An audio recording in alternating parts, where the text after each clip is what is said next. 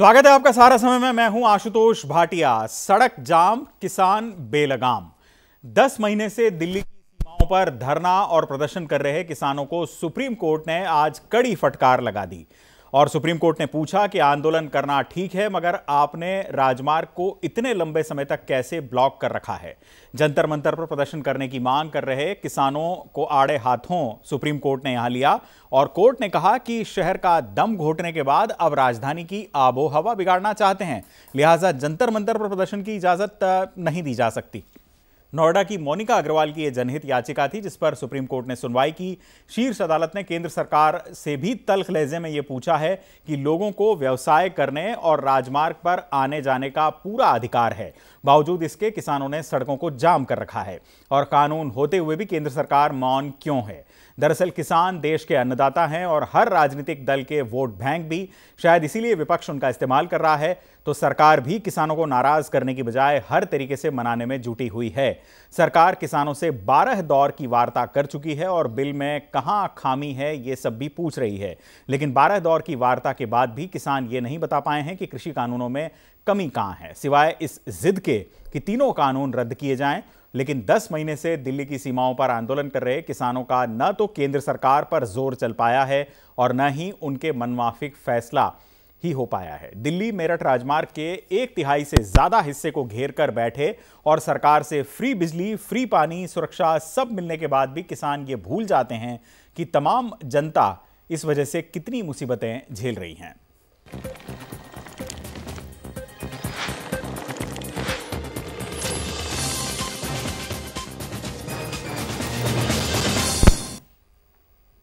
एक अक्टूबर को भी किसानों ने हरियाणा के झज्जर में उप मुख्यमंत्री दुष्यंत चौटाला का तीखा विरोध किया था, जहां पुलिस को बल प्रयोग करना पड़ा। किसान अब कृषि कानूनों के विरोध के साथ साथ हिंसक होते जा रहे हैं। 27 सितंबर को भारत बंद के दौरान भी कई स्थानों पर किसानों ने पुलिस पर पथराव किया और गाड़ी चढ़ाने की कोशिश भी की। 26 जनवरी की घटना तो सबको याद ही है। लाल किला कांड को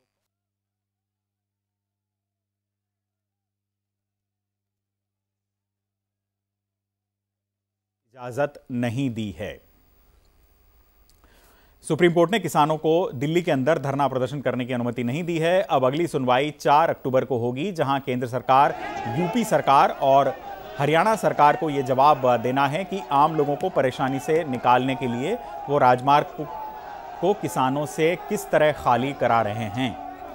सड़क जाम, किसान बेलगाम में चर्चा के लिए हमारे साथ खास मेहमान भी जुड़ चुके हैं। तस्वीरें आप देख ही रहे हैं किस तरह के हालात किसान आंदोलन की वजह से देश में पैदा हुए हैं। हमारे साथ खास मेहमानों में संजय सिंह हैं, बीजेपी के नेता हैं, नोएडा स्टूडियो में हमारे साथ जुड़ चुके हैं। आपका स्वागत है संजय जी। शंकर झा हैं, सुप्रीम कोर्ट के एडवोकेट, नोएडा में हमारे साथ, आपका भी बहुत बहुत स्वागत है शंकर जी। साथ ही सवित मलिक हैं, किसान नेता, वो भी हमारे साथ जुड़े हुए हैं, और सुधीर त्यागी हैं, राष्ट्रीय अध्यक्ष हैं किसान कल्याण परिषद के। इन दोनों किसान नेताओं का भी सारा समय में स्वागत है। मैं सवाल की शुरुआत यहाँ पर सवित मलिक जी आपसे करूँगा। आपको समझ में आया सुप्रीम कोर्ट ने क्या कहा? किस तरीके से आप दिल्ली को बंधक बनाए हुए बैठे हैं? चारों ओर से राष्ट्रीय राजमार्गों को आपने घेरा हुआ है। आम जनता की परेशानी से क्या आपको कोई सरोकार नहीं है?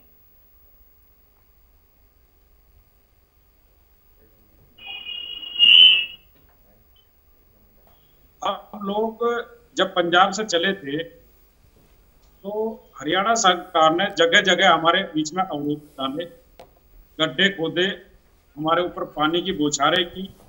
इसके बाद बड़े बड़े पत्थर लगाए, बड़ी बड़ी गाड़ियां लगाई, लोहे के बैरिकेड लगाए और हमको वहां पर रोक दिया गया। और जब इन सब से भी इनका मन नहीं भरा तो इन्होंने हमारे लिए कीले भी गाड़ी। अगर कोई ये कहता है कि हमने रोड ब्लॉक किया है तो वो गलत है, क्योंकि हम लोग तो जो धरना स्थल है जहाँ सब लोग धरना करते थे, जहाँ अन्ना जी का धरना हुआ, जहाँ रामदेव जी का धरना हुआ, जहाँ और तमाम धरने हुए, हम रामलीला मैदान या जंतर मंतर जाना चाहते थे, आज भी जाना चाहते हैं। ये बैरिकेड हटा दे, रास्ते खुल जाएंगे और हमको भी जाने दे। अभी माननीय सुप्रीम कोर्ट ने जो कहा है हम उनका सम्मान करते हैं। नहीं, सम्मान करते हैं तो उसके बाद क्या आप अपना फैसला बदलेंगे? आम जनता को परेशानी हो रही है। मोनिका अग्रवाल एक नोएडा की नागरिक हैं जिन्होंने इस बात को वहां पर कहा। उन्होंने कहा कि जो वो एक आईटी प्रोफेशनल है, उन्होंने कहा कि 20 मिनट मुझे अपने यहां से दिल्ली जाने में लगते थे और 20 मिनट के स्थान पर अब 2.5 घंटे लगते हैं। एक आम आदमी इस परेशानी को इतने दिनों से झेल रहा है यहाँ और इसका कोई समाधान नजर नहीं आ रहा, उसके मद्देनजर आप सोचते हैं? आशुतोष भाटिया जी, किसकी कमी है? किसने रोका है? किसने पत्थर लगाए हैं? किसने बैरिकेड लगाए हैं? ये सरकार की नाकामी है जिससे हमारी जनता परेशान हो रही है और किसान भी परेशान हो रहा है। हमको शौक थोड़ा ही है कि हम रोड पर बैठे रहेंगे, तो अपनी बात मानने आए हैं, हमसे बातचीत तक नहीं कर रहे। ये मीडिया आपसे तो 12 दौर की वार्ता हो चुकी है साहब, 12 दौर की वार्ता आपसे हो चुकी है। मैं उसी पर आ रहा हूँ जी। 12 दौर की बात में इन्होंने क्या किया है, इनके पास में वहां पर रिकॉर्डिंग होगी, उसको लाइव करके पता लग जाएगा किसान झूठ बोल रहा कि ये भारत का सरकार झूठ बोल रही है। मेरा आपसे चलिए सीधा सवाल है, मेरा आपसे सीधा सवाल है यहां पर सवित जी, कि क्या आंदोलन इस तरीके से इस देश में नहीं चलाया जा सकता जिससे आम जनता की आवाजाही में कोई परेशानी ना आए? यानी आंदोलन भी आपका शांतिपूर्ण तरीके से चलता रहे, सरकार के समक्ष आप अपनी मांग भी करते रहें और आम जनता को परेशानी भी ना हो। ये इस तरह के सीन आपने क्रिएट किए। लाल किले में जो सारी घटनाएं हुई वो हम सब ने देखी, वो भी क्या सरकार ने किया था? वहां पर लाल किले पर चढ़ाई क्या सरकार करने आई थी क्या, या आपने पुलिस ऑफिसर्स और आपने सरकारी अधिकारियों को घेरा स्थान स्थान पर? आज दुष्यंत चौटाला के साथ जो हुआ, वहां पर वाटर कैनन का इस्तेमाल करना पड़ा वहां पर पुलिस को, वहां पर पुलिस के साथ झड़प की स्थितियां आपकी पैदा हुई। इस सब के लिए कौन दोषी है? इसके लिए सरकार सरासर जिम्मेदार है और हर चीज का हम कोई बात करने के लिए तैयार है, जवाब देने के लिए तैयार है। हम लोग ऐसा आंदोलन कर रहे हैं जो शांतिपूर्वक तरीके से है और इतना बड़ा आंदोलन आजादी के पहले और बाद में आज तक नहीं हुआ है। चलिए सुधीर, हम लोग ऐसी जगह आंदोलन करना चाहते हैं, हम तो संसद भवन के बाहर जाना चाहते हैं, किसी को कोई कष्ट नहीं होगा, लेकिन ये सरकार डरती है क्योंकि इसके अंदर कमियां हैं, इन्होंने जो वादे किए हैं वो नहीं कर रही। बतौर किसान नेता आप आम जनता के इन सरोकारों से कोई ताल्लुक नहीं रखते, ऐसा लगता है आपके रेस्पॉन्सेज में। लौटूंगा आपके पास। सुधीर त्यागी जी हैं, राष्ट्रीय अध्यक्ष हैं किसान कल्याण परिषद के। सुधीर जी, मेरा आपसे ये सवाल है कि जब कानून की वैधता के ऊपर एक याचिका अदालत में लंबित है, तो फिर ऐसे प्रदर्शन का क्या औचित्य माना जाए? देखिए भाई, सुप्रीम कोर्ट पे तो आपको विश्वास रखना ही पड़ेगा ना। अगर कानून पर याचिका कोर्ट में अगर लंबित है तो उस फैसले का इंतजार कीजिए। सुप्रीम कोर्ट सबसे मान चीज है कि माननीय सुप्रीम कोर्ट ने संज्ञान आदेश दे दिया है कि 18 महीने तक किसान कानून लागू नहीं होंगे। तो मैं सभी किसान भाइयों से, किसान नेताओं से अपील करना चाहता हूं कि जो भी दिक्कत हो रही है सब भाइयों को जाने के लिए, वो गांव से ही किसान ही आते हैं, किसान के बच्चे आते हैं नौकरी करने के लिए जी, और अराजकता फैला रखी है। भोले भाले किसान को, मेरे देश के अन्नदाताओं को ये लोग राजनीति कर रहे हैं। ये आए ना, गांव गांव में जाएं, गांव में चल के देखें, अगर एक भी गांव में विरोध किसान कर रहा हो, खाली ये जो राजनीति कर रहे हैं बसपा सपा कांग्रेस से मिलकर राजनीति कर रहे हैं, कोई किसान खिलाफ नहीं है। मेरे साथ चले गांव में, किसान कल्याण परिषद गांव गांव जाकर बता रही है कि ये बीजेपी के लोग और ये जो कांग्रेस के लोग हैं, मैं कह रहा हूं जो बीजेपी ने, प्रधानमंत्री ने इस देश में 70 सालों में जो कांग्रेस नहीं कर पाई वो काम किया माननीय प्रधानमंत्री नरेंद्र मोदी जी ने। गांव की, किसान की, गरीब की चिंता की है। और ये जो लोग बैठे हैं धरने पर, ये अन्नदाता को गुमराह करा के बैठा रहे हैं। सब किसान नेता किसान को गुमराह करना चाहते हैं। गांव में चले, योजना बताए। चलिए सवित मलिक जी से जवाब ले लेते हैं। सवित जी जवाब दीजिए। आप ही में से एक किसान ये बातें कर रहा है, वो ये कह रहा है कि जो आम जनता जिसको परेशानी होती है उसमें भी किसान के बच्चे होते हैं। बिल्कुल, त्यागी जी जो कह रहे हैं, हो सकता है इनको किसानों से कम सलाहकार हो। क्या त्यागी जी नहीं चाहते कि एमएसपी की गारंटी मिले? भारत के किसान का एमएसपी रहेगी, अनाज सस्ता मिले। कहाँ है गारंटी? बताइए कहाँ है गारंटी? चाहते हैं और सरकार कह चुकी है एमएसपी रहेगी रहेगी। अरे ये सरकार झूठी है, इसका कौन सी बात विश्वास करोगे? अगर ये गारंटी है तो कानून को नहीं बना देते? कानून बना दे। वहां लोकसभा में कह रहे थे पुराने जो कानून है उन पर स्थगन आदेश सुप्रीम कोर्ट ने लगा दिया, सरकार ने लगा दिया। तो किसान नेताओं को भी धैर्य से काम लेना चाहिए, किसान को समझाना चाहिए और गांव गांव तक जाना चाहिए। आप भी किसान के बेटा है, मैं भी किसान का बेटा हूं। आज अगर दिक्कत हो रही है तो किसान को ही हो रही है। क्या कीजिए बताइए, सुप्रीम कोर्ट में करने का भुगतान का नहीं है। आपकी आवाज नहीं आ रही है, आवाज। 14 दिन में गन्ने के भुगतान सुप्रीम कोर्ट का आदेश है। देखिए, गन्ने की भुगतान ये है मेरे भाई कि जो मुलायम सिंह सरकार और बीएसपी सरकार 10 साल में नहीं कर पाई, योगी जी ने 4 साल में सत्ता निपटाने का काम किया है। सारी चीनों को मिलों को बेच के खा गए। और मैं कह रहा हूं थोड़ा बहुत बकाया होगा। मैं भी किसान का बेटा हूं, आप भी किसान के बेटे हैं। पूरी तरह नहीं, कोई थोड़ा बहुत बकाया होगा तो उन चीनी मिलों पर कार्रवाई करी जा रही है। ये किसान के हित में सरकार काम कर रही है। आप इस धरने की वजह गांव गांव जाकर किसानों की जो योजनाओं ने लागू करवाने का काम करें। चलिए, कल्याण पर मैं लौटूंगा आप दोनों किसान नेताओं के पास। किसानों में भी अलग अलग मत हैं इस संदर्भ में। संजय जी, आप कुछ कहना चाह रहे हैं? देखिए, अभी 2 किसान नेता हमारे सामने बैठे हुए हैं और मैं पहले भी आपके चैनल पे बहुत बोलता रहा हूं कि किसान एक मातृत्व शब्द है और किसान का पोशाक पहनकर जो एक अराजकता देश के अंदर ये किसान नेता सो कॉल्ड जो है, जो अराजकता फैला रहे, किसान का काम दिल्ली के लाल किले पर चढ़ना नहीं है। किसान का काम बीच चौराहे पर जनता को रोकने का काम नहीं है। 18 महीने से जो ये तय नहीं कर पाया कि काला कानून के अंदर काला क्या है, वो किसान नेता हो ही नहीं सकता है। किसान के मंडी के दलालों का एक संग्रहालय है ये, और किसानों को गुमराह करके बीच चौराहे पर बैठ के पूरे देश में अराजकता फैला रहा है। नहीं तो मैं सरकार की विफलता क्यों ना मानूं संजय जी? सरकार की विफलता सफलता की बात नहीं है। देखिए, सरकार के साथ 12 दौर की वार्ता हुई। किसान मातृत्व है और सरकार इस शब्द को इज्जत दे रही है और इज्जत देने की भी एक सीमा है। आज सुप्रीम कोर्ट ने खुल्लम खुल्ला ने कह दिया है, ये जाति के भेष में, ये क्षेत्रवाद के भेष में, और ये मंडी और ऐसा कुछ नहीं है कि मंडी खत्म हो गया। काले कानून में ऐसा कुछ, जो ये काला कानून कहते हैं, ये 18 महीने में तय नहीं कर पाए कि इसमें काला क्या है। सच्चाई ये है कि ये जो दूसरे राजनीतिक दल हैं उसके पैरोकार हैं ये। जब तक उत्तर प्रदेश का चुनाव नहीं होगा, जब तक पंजाब का चुनाव नहीं होगा, जब तक हरियाणा का चुनाव नहीं होगा, ये पेशेवर किसान चौराहे पर जनता को तंग करते हैं। नहीं तो ठीक बात है। अगर आप ये आरोप लगा रहे हैं कि किसान, खुला आरोप लगा रहा हूं, खुल के बात कह रहा हूं। नहीं ठीक है, मैं सरकार की विफलता क्यों ना मानूं? ये सरकार का भी तो उत्तरदायित्व है ना। देखिए, एक चीज समझ लीजिए संजय जी, एक चीज समझ लीजिए, यहां पर जितनी सख्ती यहां पर सरकार ने किसानों के ऊपर, इस आंदोलन के ऊपर टिप्पणी करते हुए सुप्रीम कोर्ट ने दिखाई है, उससे कम सख्ती कोई सरकार से पूछते हुए नहीं दिखाई है। सुप्रीम कोर्ट ने सरकार से भी पूछा है और 4 तारीख को आपको सुप्रीम कोर्ट में जवाब देना है कि आम जनता के इन सरोकारों को कैसे एड्रेस करेंगे आप। मैं आपका ये फेलियर क्यों ना मानूं कि इतने लंबे दौर की वार्ता के बाद किसान आज सड़क पर बैठे हैं और सरकार हाथ पर हाथ धर के बैठी है, उस आम जनता के लिए कुछ कर ही नहीं सकती। एकदम फेल्योर है, एकदम फेल्योर है। किसान शब्द के सम्मान में 18 महीना सरकार इंतजार की है।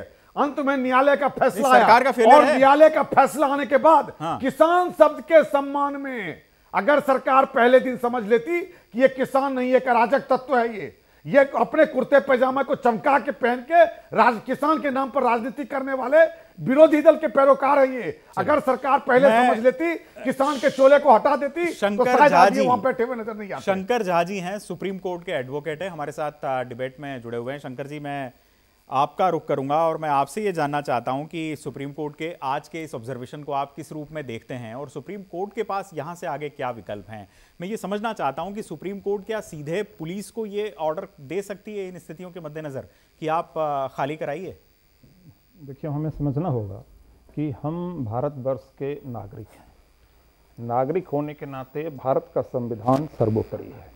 संविधान के सर्वोपरि होने के कारण ही जो हमारे किसान भाई हैं या न्यायालय है या सरकार है, वो उसके अधीन काम कर रही है।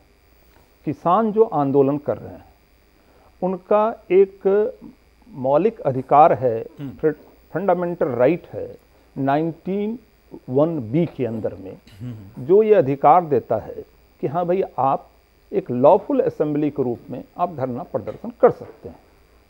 लेकिन यह जो मौलिक अधिकार है, यह निश्चित रूप से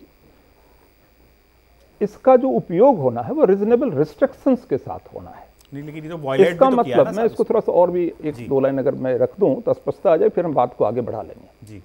तो इसमें जो समझना है कि आप इस अधिकार का प्रयोग तो कर सकते हैं, लेकिन इस प्रयोग के करने के क्रम में किसी अन्य के अधिकार का हनन भी नहीं कर सकते हैं, पहली बात। दूसरी बात, इस विषय को लेकर बड़ा स्पष्टता से सबके ध्यान में होना चाहिए कि भाई कोई विवाद है, किसी बिंदु पे विवाद है, सरकार कहती है कि मैंने जो कानून बनाया वह कानून पूर्णतः सही है। संजय जी ने इसको अलग ढंग से कहा कि जिसको ये काला कानून कर रहे हैं उसमें कोई काला ये दिखाने की स्थिति में नहीं किसान पाए गए हैं, ऐसा माना जाता है, एक पक्ष कहता है ऐसा। तो ये जो विवाद है कि कानून में कुछ काला है कि नहीं है, क्या यह कानून किसानों के हित में या हित में है, इसका फैसला कौन करेगा? इस कानून बनाने का अधिकार निश्चित रूप से पार्लियामेंट को है, संसद को है। संसद ने कानून बना दिया, तो अगर वो कानून किसी कारण से गलत है, संविधान के किसी प्रावधान के विरोध में है, यह किसी के फंडामेंटल राइट्स को वायलेट करता है, तो इसका फैसला सर्वोच्च न्यायालय को करना है।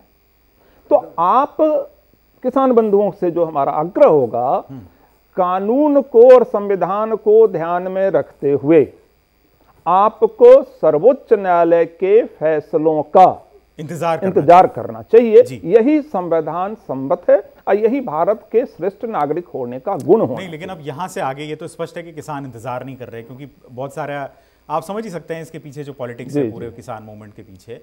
मेरा आपसे ये सवाल है कि यहां से आगे सुप्रीम कोर्ट अब इसमें क्या कर सकता है, और मैंने आपसे ये जानना चाहा है कि क्या पुलिस को सीधे सुप्रीम कोर्ट ये कह सकता है कि यहां से इविक्शन करवाइए इनका?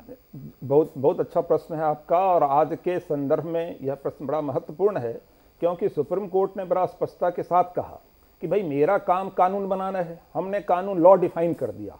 शाहीन बाग के केस में हमने यह तय कर दिया कि आखिर ऐसी स्थितियों में सरकार के पास एक जनता के क्या अधिकार हैं और सरकार के क्या अधिकार हैं।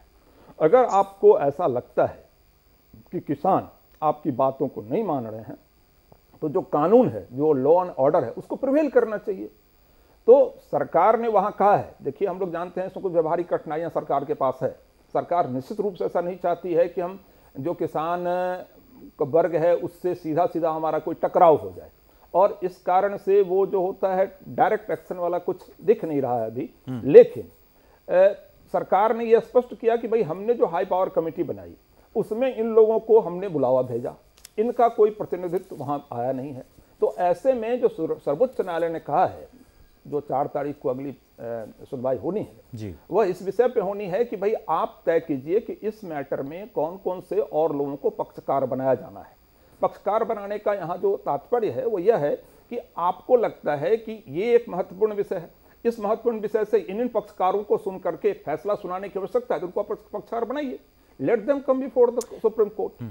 तो अभी एक अच्छी स्थिति बनी है कि सुप्रीम कोर्ट कहीं न कहीं पक्षकारों को सुनना चाहती है, पक्षकार से समझना चाहती है, और इस पे फिर विस्तार से कुछ निर्णय देगी, ऐसा कुछ हम यानी तब तक हम ये माने कि जब तक ये सारी प्रक्रियाएं होती रहेंगी किसान मूवमेंट चलता रहेगा और आम आदमी की दिक्कतें भी झाजी बरकरार रहेंगी। इसको हम ऐसा कह सकते हैं कि सरकार को चूंकि कहीं न कहीं सुप्रीम कोर्ट से एक दिशा निर्देश मिला है, ओरली ही सही, कि भाई आप जो हैं एक स्तर पे अपने जो आपके दायित्व हैं, शाहीन बाग के में बड़ा स्पष्टता के साथ हम लोगों ने चीज़ों को रख दिया है, तो आप उस हिसाब से आगे बढ़ें। तो हम ऐसा उम्मीद कर सकते हैं कि आने वाले समय में जो कम्यूटर्स को दिक्कत हो रही है उसको लेकर के सरकार कुछ पहल उठाए और कुछ। तो शाहीन बाग में भी साहब समाधान थोड़ी हो रहा था। शाहीन बाग में तो ये तो कोरोना आ गया और उस वजह से उनको एक कहीं ना कहीं ऐसा लगने लगा कि पूरे देश में हमारे ही खिलाफ ये मूवमेंट जा रहा है कि कोरोना के बावजूद आप यहाँ पर बैठे हुए हैं। ऐसा एक पक्ष लगता है देखने से सामान्य तौर पे, लेकिन मैं कानून के छात्र के रूप में सिर्फ इतना स्पष्ट करना चाह रहा था शाहीन बाग का बार बार जिक्र करके कि शाहीन बाग के मसले में एक निर्णय आया और उस निर्णय में क्या क्या स्पष्टता दी गई उसका जिक्र कर रहा हूं। शाहीन बाग जो विषय है कि भाई नागरिकता, वो अलग विषय है। सवित मलिक जी, यहाँ पर जो बात शंकर झा जी बता रहे हैं, सुप्रीम कोर्ट कानून के जानकार होने के नाते, उन्होंने भी यही बात कही है कि अगर सुप्रीम कोर्ट में कानून की वैधता को लेकर कोई याचिका लंबित है तो फिर आपको उस पर विश्वास नहीं है क्या? आपको न्यायपालिका पर भरोसा नहीं है, सुप्रीम कोर्ट पर विश्वास नहीं है क्या, जो बार बार ये आंदोलन इस तरह से वायलेंट होने की तरफ चला जाता है?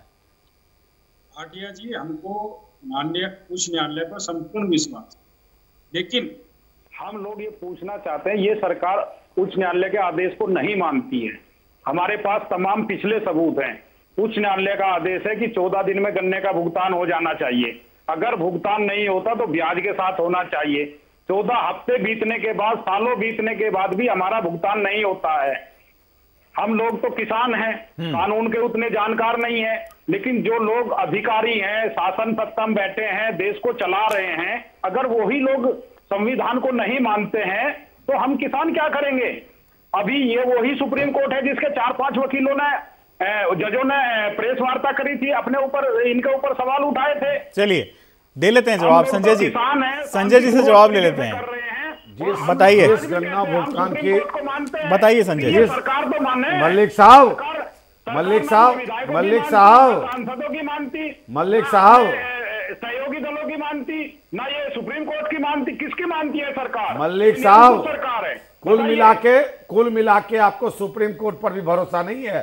जिस गन्ने, अरे जिस गन्ना भुगतान की मलिक साहब आप बात कर रहे हो, जितना विगत 10 वर्षों में, जितना विगत 10 वर्षों में भुगतान नहीं हुआ, वो 5 वर्षों के अंदर आपको भुगतान हुआ, और वो 5 वर्षों के अंदर भुगतान हुआ। आप बहाने मत बनाओ, आप बहाने मत बनाओ अराजकता फैलाने के लिए, अराजकता फैलाने के बहाने मत बनाओ। जितना गन्ने का भुगतान पिछले 15 साल में नहीं हुआ, वो 5 साल में आपको हुआ है। चिल्लाने से कुछ नहीं होगा, ये बताओ। चिल्लाने से नहीं होगा, आप जाके रिकॉर्ड देख लो।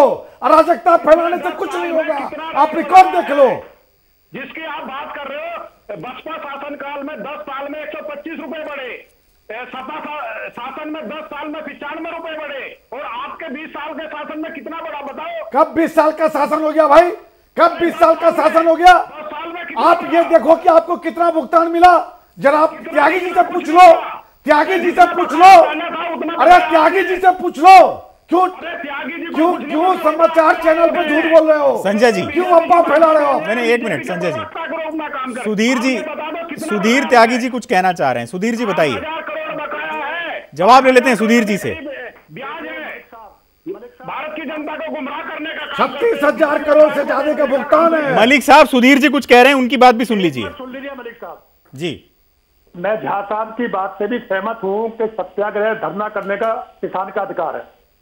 और मलिक साहब, आपको मैं जो गन्ने का भाव की बात है, भाव भी बढ़ गया है, और पेमेंट तो मलिक साहब आप किसान के बेटे हैं, आपको भी पता है। मेरी बात सुन लीजिए पूरी बात, जो 10 सालों में नहीं हुआ, और जो आप काम करना चाहते हैं, मेरी बात सुनिए ना, जो किसान कल्याण प्रसिद्ध कर रहा है, आप चलिए चीनी मिल को घेरेंगे, जो अब अफसर गलत काम करेंगे उसको घेरेंगे, आप सड़क खाली करिए, गांव में चलिए, आपको पता लगेगा गांव में एक भी किसान विरोध में नहीं है सरकार के। मैं कह रहा हूं मलिक साहब, किसान को आपने बर्बाद कर दिया है। मैं कह रहा हूं आपने बर्बाद कर दिया किसान को, संयुक्त किसान मोर्चा ने बर्बाद कर दिया। आप आग लगा रहे हैं हिंदुस्तान में, आप किसान की बात नहीं कर रहे। और सुनिए, अरे शिकायत नहीं कर रही है, बीज आया देखिए, जो 180 रुपए कुंटल गन्ना बिकवा रहे हैं, 125 रुपए कुंटल, उसको देखिए। आप किसानों की बात करते हैं मलिक साहब, किसानों की बात करें, आप किसानों की बात करें। आप कांग्रेस के और समाजवादी के और बसपा के दलाल ना बने, आप किसान की बात करें। नहीं, 1 मिनट, सब करें आप। 1 मिनट, सुधीर जी, सुधीर जी, सुधीर जी, मैं कह रहा हूँ 10% बचा होगा, 10% 4.5 साल में कहीं नहीं बचा। मेरे साथ चलो गन्ने के, मैं पश्चिमी उत्तर प्रदेश आता हूँ, किसान हूँ, गन्ने का किसान हूँ मैं। आप गलत कह रहे हो मलिक साहब। सुधीर जी और सवित जी, मैं रोकूंगा यहाँ पर आपको। मैं एक सवाल संजय जी से महत्वपूर्ण यहाँ पर करना चाह रहा हूँ, जो कि किसान आंदोलन से थोड़ा सा डिफरेंट है। संजय जी, अब जबकि गतिरोध इतना लंबा बना हुआ है और पिछले 5 महीने से तो कोई बीच का कोई संवाद भी किसानों और सरकार के बीच में सीधा होता हुआ नजर नहीं आया, ये गतिरोध लगातार बना हुआ है, सरकार भी चाहती है कि समाधान हो। एक विकल्प आपके सामने आया है, क्योंकि किसान आंदोलन का एक बड़ा हिस्सा पंजाब द्वारा नियंत्रित है। अगर अमरिंदर सिंह को एक वार्ताकार बनाएंगे इसमें, अगर अमरिंदर सिंह को क्या सरकार या बीजेपी इस लाइन पर सोच रही है कि वो एक किसानों और उसके बीच में एक मध्यस्थता कराने के लिए उनका इस्तेमाल किया जाए? देखिए, 12 दौर का वार्ता हुआ और 12 दौर के वार्ता में सरकार ने अपनी नीयत तय कर दी कि जो भी वार्ताकार चाहे वार्ता करे। एक साधारण सा नियम है कि संसद में बैठ के कानून का निर्माण हुआ, राष्ट्रपति जी ने मुहर लगाया, अब उसके अंदर संशोधन संभव है। अगर कोई दिक्कतें हैं, कोई परेशानी है, तो उसको दूर किया जा सकता है। अगर इसके लिए कैप्टन अमरिंदर सिंह आगे आना चाहते हैं तो उनका स्वागत है, इसमें कोई मना नहीं कर रहा। लेकिन इनका ये उसके ऊपर एक लाइन कहना कि पहले तो तुम ये काले कानून वापस लो, बिल्कुल, और उसके बाद बात करेंगे। सवित जी, ये एक अराजक नहीं, सवित जी से जवाब लेते हैं। अराजक व्यवहार है ये। सवित जी, एक मध्यस्थ के तौर पर अमरिंदर सिंह को संजय जी कहते हैं कि हाँ हमको कोई दिक्कत नहीं है, उनको ले सकते हैं। राजनीति करनी, आप बताइए, स्वीकार होंगे? मैं पहले इनको जवाब देता हूं, ये कानून सही तरीके से नहीं बने, ये चोर दरवाजे से बनाए गए। जब कोरोना काल में पूरा देश आपदा की स्थिति में था, उस टाइम ये चोर दरवाजे से लेके आए इसको। और काले कानून की लोकसभा में पास नहीं हुआ। मैंने मेरा सवाल सवित जी, सुप्रीम कोर्ट में चैलेंज कर दो। मेरा सवाल आपसे सवित जी, मेरा सवाल आपसे अमरिंदर सिंह को लेकर था। आप सुप्रीम कोर्ट में चैलेंज कीजिए। एक मिनट संजय जी, बना हुआ है, थोड़े से वक्त की कमी है, उनका जवाब ले बना हुआ है। संजय जी, मैं रोकूंगा आपको, लोगों को तंग नहीं करेंगे। संजय जी एक मिनट, हाँ बताइए सवित जी। इन्होंने खुद माना है कि हम 20 बदलाव करने को तैयार है, यानी कि उसमें गड़बड़ है। और मैं एक पॉइंट ऐसा बताता हूं, इनको नोट कर लें, उसको पढ़ लें या किसी विशेषज्ञ से पूछ लें। अध्याय 3 भाग 2 पॉइंट नंबर 4 पर लिखा है, एसडीएम का फैसला बाध्यकारी फैसला होगा जिसका बल डिग्री के समान होगा और उसकी वसूली भू राजस्व के द्वारा की जाएगी। हमारे माननीय वकील साहब बैठे, बताएंगे भू राजस्व की वसूली का क्या मतलब होता है। वकील साहब एक बार बता दीजिए इनको, भू राजस्व की वसूली का मतलब क्या होता है। बहुत संक्षेप में चाहिए। नहीं कहना चाहता जी। आज के संदर्भ में जो सबसे महत्वपूर्ण प्रश्न यह है, वह यह है कि भाई क्या सर्वोच्च न्यायालय के आगे जो सुनवाई होने वाली है 4 अक्टूबर को, जी जी, तो उसमें सारे पक्षकार वहां जाकर के अपने पक्ष को रख करके क्यों नहीं वो फैसला ले लेते वहां से, और वह फैसला सब पे मान्य होगा। मतलब आप जो प्रावधान हमसे कह रहे हैं पढ़ने के लिए और उसकी व्याख्या करने के लिए, उससे इतर मैं ये बात करना चाहता हूं, विषय तो अब सर्वोच्च न्यायालय के पास कानून की पेचीदगियां वाकई अपने स्थान पर हैं और कानून की पेचीदगियों को लेकर लंबी बहस की जा सकती है। सुप्रीम कोर्ट में भी ये सारी जिरह हो सकती है और हो रही है।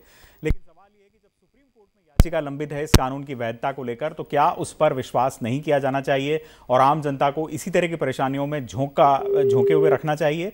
ये किसान आंदोलन और उसके नीतिकारों को सोचना होगा और उस विपक्ष को भी सोचना होगा जो कहीं ना कहीं से अंदर खाने इस किसान आंदोलन को फ्यूल कर रहा है। और उधर सरकार को भी ये सोचना होगा कि सरकार का काम है सख्ती करना। अगर कोई कानून का पालन नहीं करता तो क्या सरकार वाकई इस पूरे मैच से उसी तरह डील कर रही है जिस तरीके से उसको डील करना चाहिए? शायद नहीं कर रही। बड़ी बहस में आज के लिए मेरे साथ इतना ही। अपने सभी मेहमानों का मैं शुक्रिया अदा करूंगा। संजय जी, आप हमारे साथ जुड़े, आपका बहुत बहुत धन्यवाद। शंकर झा जी, आपका भी शुक्रिया। सवित मलिक जी और सुधीर त्यागी जी, आपका भी बहुत बहुत धन्यवाद। वक्त एक ब्रेक का है, हम जल्द हाजिर होते हैं।